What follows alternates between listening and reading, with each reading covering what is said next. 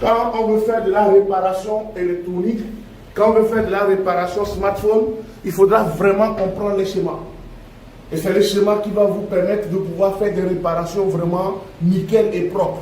On ne doute pas, on n'hésite pas sur la réparation.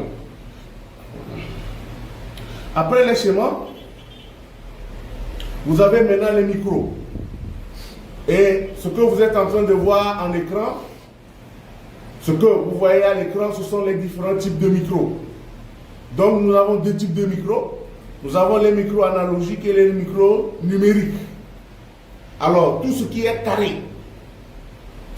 carré, ça, tout ceci là, ce sont les micros numériques. Ceci que vous voyez, ce sont les micros numériques. Tout ce qui est rond, ça, celui-ci, celui-là, et ensuite ceci là, ce sont des micros analogiques. C'est ce que nous trouvons généralement dans beaucoup de téléphones, des petits téléphones GSM. Le reste, on les retrouve dans les smartphones. Alors l'avantage, il y a un avantage dans les deux types de micros qui est vraiment considérable. Donc sur les smartphones, nous avons des micros numériques et dans les téléphones ordinaires, nous avons des micros analogiques. Nous allons voir un PCB. Et voici ici un PCB d'un GSM avec un micro analogique. Donc ici, j'ai un micro analogique. D'accord? Et le micro analogique, on verra deux fils. Le fil noir pour le moins et le fil rouge pour le plus. Ici, je vais vous montrer juste les systèmes de filtres dont j'ai parlé tout à l'heure. Et ici, on va utiliser des condensateurs et des résistances. On va utiliser des condensateurs et des résistances. Donc, vous voyez des condensateurs et résistances, ce sont eux qui vont servir de filtre. D'accord? Mais le plus qu'on va voir, c'est comment est-ce que ces filtres-là sont disposés. Donc, vous allez le voir sur le deuxième diapo. Voilà, vous avez ici des résistances de couleur noire. Ensuite, vous avez des condensateurs et des résistances. Vous voyez un peu, donc on va utiliser résistance, condensateur et résistance. Vous voyez un peu? Donc quand je regarde, ce que vous êtes en train de voir ici en argenté, c'est ce qu'on appelle les pastilles. Et ces pastilles-là, vous ne devez pas les arracher. Lorsque vous faites de la réparation, l'erreur de beaucoup de techniciens, c'est d'enlever les pastilles. Et ces pastilles-là, vous ne devez pas les enlever. Vous ne devez pas arracher lorsque vous travaillez les pastilles. Ici, ce sont les pastilles. Et ces pastilles-là sont prévues pour quoi? Pour recevoir les câbles de vos micros. Et un bon technicien qui travaille ne doit pas arracher la pastille. Il y a certaines pastilles qui sont directement comme ceci. Vous voyez un peu. Donc, la source vient de la carte mère. Donc, si vous arrachez la pastille, c'est fini. Vous devez utiliser un logiciel de lecture de schéma pour pouvoir savoir où est-ce que cette ligne-là va. Parce qu'on ne le voit pas. Alors que ici, vous voyez par exemple les pastilles là, en suivant, il est plus facile pour moi de réparer jusqu'ici. Donc l'entrée de mon micro est à ce niveau.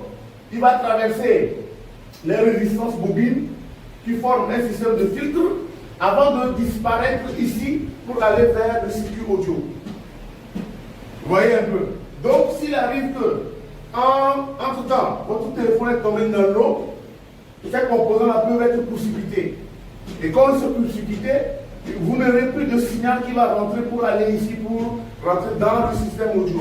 Et il faudra faire quoi? Il faudra les enlever ou carrément, il faudra prendre à partir d'ici un fil et les souder ici.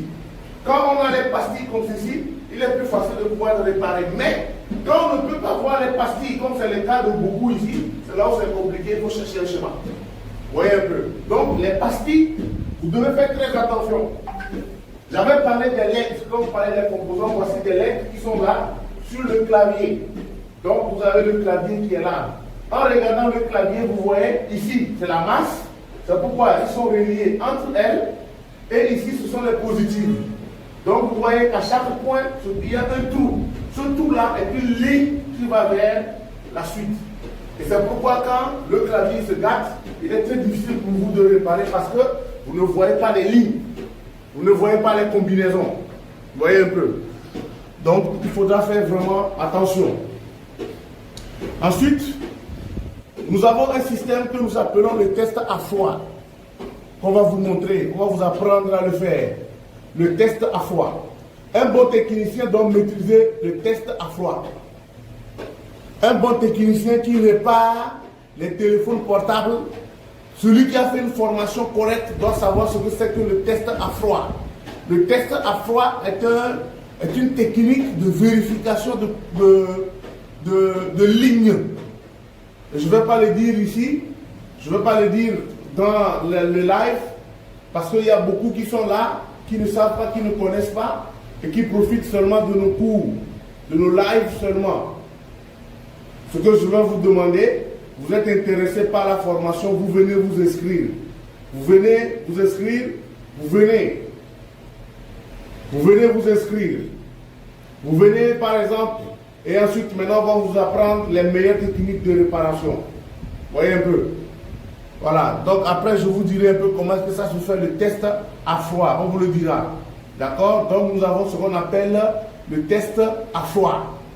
D'accord? Vous pouvez le noter, ce que c'est que le test à froid. On va vous le montrer quand nous allons avancer. Le test à froid. On va vous le montrer, on vous dira ce que c'est que le test à froid. Vous voulez faire la formation, vous venez. Vous venez et ensuite maintenant, vous venez vous inscrire.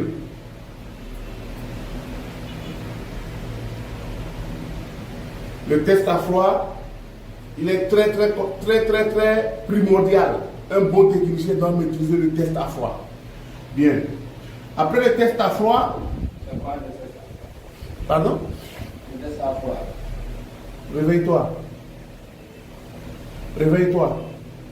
Ensuite, le test à froid, vous avez une disposition. Comme tout à l'heure, je vous ai dit un peu sur la position des composants. Vous avez le, comment on appelle, vous avez le système tout à l'heure sur la carte, c'est ce que je vous ai dit ici. Vous avez les pastilles, vous avez les composants, et vous avez ici les lignes qui partent vers le circuit audio. C'est ce que vous êtes en train de voir. Vous voyez un peu. Donc le schéma de ce PCB là, c'est ce qu'on a reproduit également ici. Ici, nous sommes en train de faire le test à froid. D'accord? Là, c'est la technique du test à froid que nous vous dirons.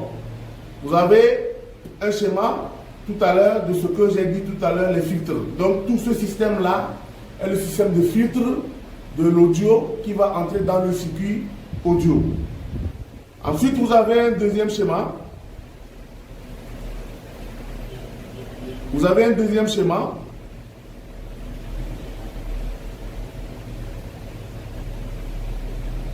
C'est ça, hein? Ça, c'est ce que j'avais montré tout à l'heure. Oui, voilà. Alors, voici un peu ce que c'est que le test à froid, à ce niveau. Vous voyez un peu. Je vais vous l'approfondir tout à l'heure. Mais je ne le dirai pas dans le live. Alors, vous avez les résistances, le condensateur, toujours sur le même principe. Tout ce que vous verrez, hein, à partir de l'entrée du micro jusqu'à la sortie qui va attaquer le circuit audio, c'est les filtres. Et ces composants-là, il faut vraiment les surveiller.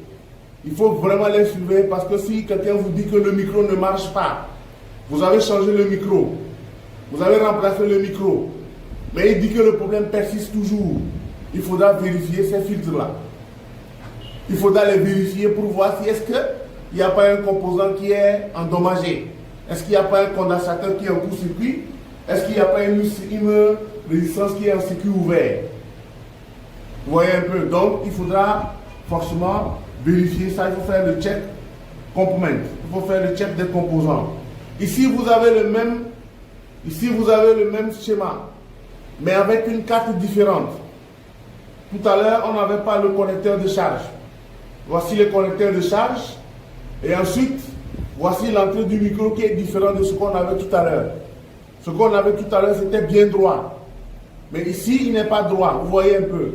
Donc, vous avez la pastille ici. Et qu'est-ce qu'on nous montre? On nous dit toujours, on nous met à côté, quoi? Le mot mic. qui veut dire que c'est à partir d'ici qu'il y a le micro. Et vous avez deux lignes, vous avez le plus et le moins. Voici les condensateurs et les résistances qui sont sur le chemin qui mène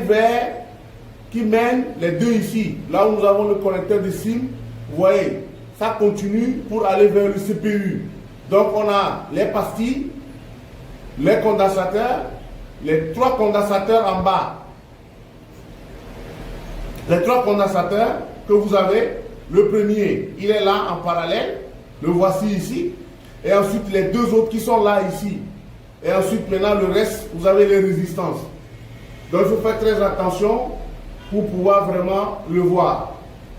Donc il faut faire très attention, je le répète encore. Lorsque vous avez un problème de micro et que le micro vous l'avez changé, vous avez remplacé le micro, mais le micro ne donne pas. Vous avez changé, ça ne donne pas. Il faudra vérifier les composants. Quels sont ces composants? Il faudra les checker. Les composants, ce sont les résistances, les condensateurs, ou souvent des bobines. Il faudra les vérifier pour voir si est-ce qu'il n'y a pas un composant qui est en circuit ouvert ou un circuit fermé. Un circuit ouvert ou en court-circuit. Quand on dit qu'il est en court-circuit, c'est souvent peut-être un condensateur qui est en court-circuit. C'est peut-être une bobine qui est en court-circuit ou bien un circuit ouvert. Donc ça veut dire qu'en test de continuité, il ne passe pas. Il faut remplacer. Donc il faut tester tous les composants qui sont sur la ligne de l'audio. Et la ligne de l'audio, il va rentrer dans le circuit audio. La ligne audio, il va rentrer dans le circuit audio. Vous êtes connecté, vous nous suivez. Vous êtes connecté, vous nous suivez. Vous nous envoyez des likes. Vous êtes connecté et on n'a que 143 likes. Nous allons arrêter le live tout à l'heure. On devait être normalement à 5000 likes. On devait être normalement à 5000 likes. Normalement. On devait être à 5000 likes pour pouvoir dire que, voilà, on va suivre. Mais si vous n'êtes pas à 5000 likes, ça veut dire que vous n'êtes pas là pour nous. Vous ne pouvez rien faire, donc on va couper le direct. On va couper les lives. Voyez un peu, on ne peut pas tricher les autres qui viennent payer pour la formation. On est gratuit, on est caché derrière le téléphone, un ordinateur et on suit. Voilà. Donc ensuite, nous allons avancer. Et sur ce schéma, vous allez voir que la disposition des deux cartes mères nous montre la position des circuits, les filtres. Est-ce que vous voyez? Quand vous voyez les schémas, vous allez remarquer que la disposition des filtres est différente selon chaque carte mère. Ici, c'était le premier PCB qu'on avait, et là, le deuxième. Quand on regarde un peu la disposition des résistances et condensateurs, on remarque qu'il y a une forte différence. Les schémas nous le disent. D'accord? Ensuite, nous allons maintenant voir vraiment les micros. Voilà les micros, les différents micros que vous devez connaître. Alors, il existe 4 types de micros. Il existe 4 types de micros. À gauche, vous avez la pièce même, c'est-à-dire le micro lui-même. Et à droite, vous avez les cartes sur lesquelles on les retrouve. À gauche, j'ai les pièces. À droite, j'ai le PCB sur lequel on retrouve ça. Alors, vous allez voir que de gauche vers la droite, le premier micro, il correspond à celui-ci. Donc, nous avons un micro à 6 pins. Nous avons un micro à 6 pins. 1, 2, 3, 4, 5 et 6 au milieu. Donc, qui correspond à ceci. Et quand vous regardez la carte, vous allez voir que celui-là est relié avec le milieu, relié avec celui-ci qui est relié à celui-ci. Ça veut dire que sur mon micro, je n'ai que 3 pins qui sont fonctionnels. Sur le micro, je n'ai que 3 pins qui sont fonctionnels. Ensuite, j'ai celui-là, qui est un micro à 3 pins, qui correspond à celui-là. Ensuite, j'ai celui qui est en bas, qui correspond à celui-ci, et j'ai celui-là qui correspond à celui-là. Donc, nous avons 4, 5, 6 et 3 pins. Donc, on a 4 types de micros numériques. On a les micros à 4, à 5, à 3 et à 6 pins. D'accord? Chacun de ces micros doit avoir une position spécifique sur la carte mère. Un bon technicien à qui on amène un téléphone et qui dit que le micro ne marche pas ou le micro ne fonctionne pas, première chose à vérifier, c'est est-ce que le micro est bien soudé. Ces micros-là, attention, on ne les souffle pas. Pour les dessouder, on ne les souffle pas. Vous pouvez souffler pour les enlever, mais vous ne pouvez pas souffler pour les souder. Aha. Vous pouvez souffler pour les enlever, mais vous ne pouvez pas souffler pour les ressouder. Parce que si vous soufflez, ça va se gâter. On va vous montrer comment est-ce que on peut souffler, on peut positionner. Quand par exemple votre micro ne marche pas, quand par exemple vous avez amené un appareil en réparation et le technicien a dit qu'il va changer le micro, comment on doit mettre un micro numérique sur une carte mère. Et ensuite, comment on peut remplacer, si on n'a pas le micro numérique, on peut remplacer le micro numérique par un autre micro analogique. C'est l'objectif du cours d'aujourd'hui. Comment remplace-t-on un micro numérique par un micro analogique? C'est l'objectif. D'accord? Donc, le micro numérique, on ne le souffle pas pour souder. Pour le souder, on a une autre technique. Tout à l'heure, je vais commencer par montrer les diapos, les solutions. Vous prenez votre téléphone et vous prenez en photo ce que je vais commencer par montrer. Ce que je vais commencer par montrer, vous prenez votre téléphone et vous commencez par prendre en photo. Parce que ce sont des solutions que vous allez voir. D'accord? Parce que vous ne verrez pas ça, vous n'aurez pas ça nulle part. À partir de maintenant, je vais vous montrer comment repère-t-on les différents pins. Comment est le rôle de chaque pin sur un micro numérique. Le premier, nous devons savoir que nous avons 3 pins. Nous devons savoir que nous avons 3 pins. Les 3 pins essentiels sur un micro, les voici. On a d'abord le premier qui est le GND, c'est-à-dire le ground, c'est-à-dire la masse. Donc le GND veut dire ground, d'accord, qui est égal à la masse. Nous avons le VDD, qui est la tension directe, c'est-à-dire la tension qui doit alimenter le micro. Parce que le micro doit avoir la tension VBAT ou VCC, c'est-à-dire 1,5 volts ou 3 volts. D'accord? Donc on a le moins qui est la masse et le plus qui est VDD. Et ensuite nous avons le data ou le output signal. Nous avons le data ou le output signal ici qui est considéré comme étant votre voix. La voix que vous envoyez dans le micro, c'est c'est cette voix qui est les données ou le signal que vous envoyez dans l'appareil. Donc nous avons 3 pins. Le premier pin, c'est la masse. Le deuxième pin, c'est le plus. Le troisième pin que vous devez savoir, c'est ce que nous appelons le output signal. C'est-à-dire que votre micro doit capter votre son et ensuite doit le sortir pour que ça puisse continuer son chemin vers le circuit audio. Messieurs, nous allons arrêter le live tout à l'heure parce que nous sommes seulement à 155 j'aime, ce qui est trop peu. On n'est même pas à 5000 j'aime. On n'est même pas à 5000 j'aime, vous suivez, vous n'envoyez pas des likes. Donc nous allons vous dire merci pour ce matin. Nous allons vous dire merci pour ce matin. Et on se reverra peut-être demain ou après-demain pour d'autres lives.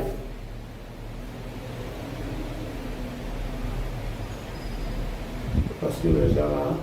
Bien.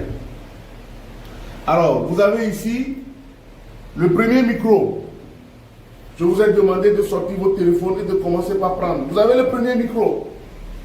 Le premier micro, c'est le micro à 6 pins. Le premier micro, c'est le micro à 6 pins. Et le micro à 6 pins, voici un peu comment est-ce que ça se présente. Alors, ce qu'on a encadré, ce sont les masses. Ça veut dire que vous pouvez remettre tout ensemble.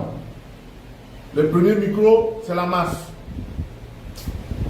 Le premier micro, tout ce qu'on a encadré, c'est la masse. Ça veut dire que vous pouvez les mettre ensemble. Les 4 là, vous pouvez les mettre ensemble. Seul le data output et le power supply qui est intéressant. Donc ici, vous pouvez utiliser seulement que 3 fils. voyez un peu. Vous pouvez utiliser seulement 3 fils. Les fils qu'on a encadrés, les pins qu'on a encadrés en bleu, ça veut dire que ce sont les pins qui représentent la masse. Donc, que vous utilisez les 4, soit vous utilisez l'une des 4 là, il n'y a pas de souci. D'accord? Ça veut dire que c'est un ensemble. Si vous mettez le multimètre dessus, ça va sonner. Seul, là où on a mis les 2 flèches, output et puis VDD là, c'est ça qui est important à connaître. Parce que si vous ne connaissez pas la position du plus et du moins, vous risquez de griller. La position du plus et de l'entrée du signal ou la sortie du signal, vous allez griller votre micro. Vous allez poser le micro ne marchera pas. C'est pourquoi il faut connaître où se trouve le pin de l'out. Où se trouve là où la sortie de mon micro est. D'accord? Donc, il faut faire très attention. Vous avez ensuite le deuxième micro à 5 pins. Deuxième micro à 5 pins. Pour le deuxième micro à 5 pins, ici j'ai mis, comment dire, j'ai fait ceci. Vous voyez, ici c'est la masse. Ici également c'est la masse. Qu'on peut relier ensemble en mettant le fil jaune là. Ça veut dire que je relie. Je prends un fil que je relie en fait. Pour faire la masse. Donc que je mette ceci, masse moins. Ceci sera le clock. Mais on n'a pas besoin. On peut évidemment les court-circuiter. Et utiliser les 2 là. Donc ces 2 là, ce sont eux qui sont très importants. Les 2, ce sont très importants. Bien, maintenant je vais essayer de faire ceci. Comme ça, les lights vont venir. Quand les lights vont venir, on pourra leur montrer le reste.